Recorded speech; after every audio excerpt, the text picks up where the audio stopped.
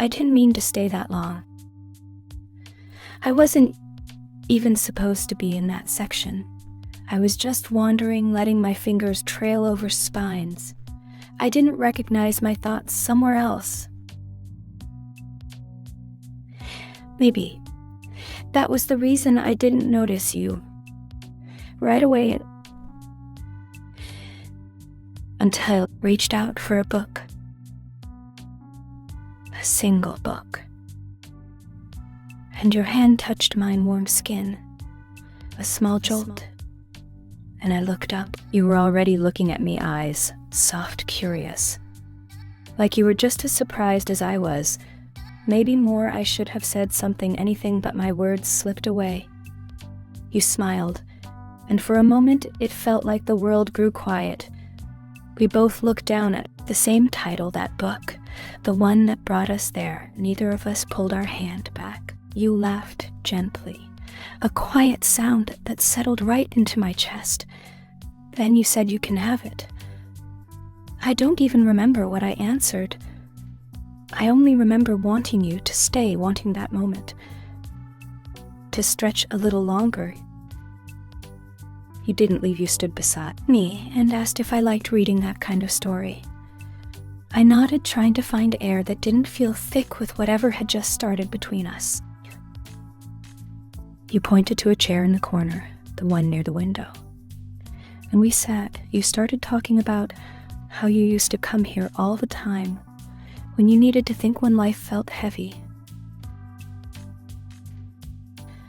Asked me what I liked about that book.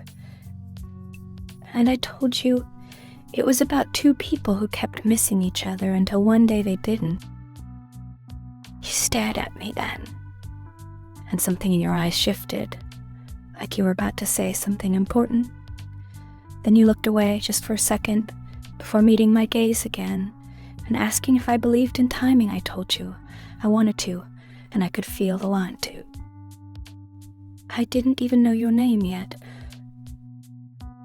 I thought talking, sharing little things, it somehow felt big until the lights started to fade and the library grew quiet.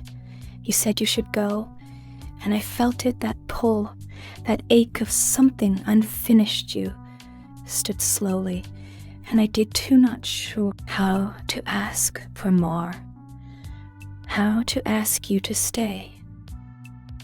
Then you reached into your coat pocket, pulled out a small slip of paper. Your name, your number.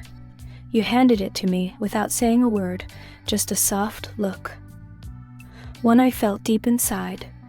And then you were gone. I stood there, frozen heart, beating louder than it too. Should have, staring at your handwriting like it was something precious. I still have that paper. It's in my favorite book now, pressed between pages I've read too many times. The story of the day we met, the day we reached for the same book. And everything changed. I called you, of course. I did. I waited a few days, not too long, just enough to be sure. You remembered my voice. Said you were hoping I'd call. Said you'd been thinking about me too. And when we met again, it felt natural, like we were just continuing something we had started before. There was no rush, no grand moment, just two people falling. Sometimes, when we walk through a bookstore together, you still reach for that same title, just to see if I'll smile. And I always do, because I remember how one small moment, one soft touch, one shared story changed all this time. Every time I look at you, I still feel it, that quiet magic, that unexpected start, that beautiful accidental moment. The moment I reached for a book and found you instead.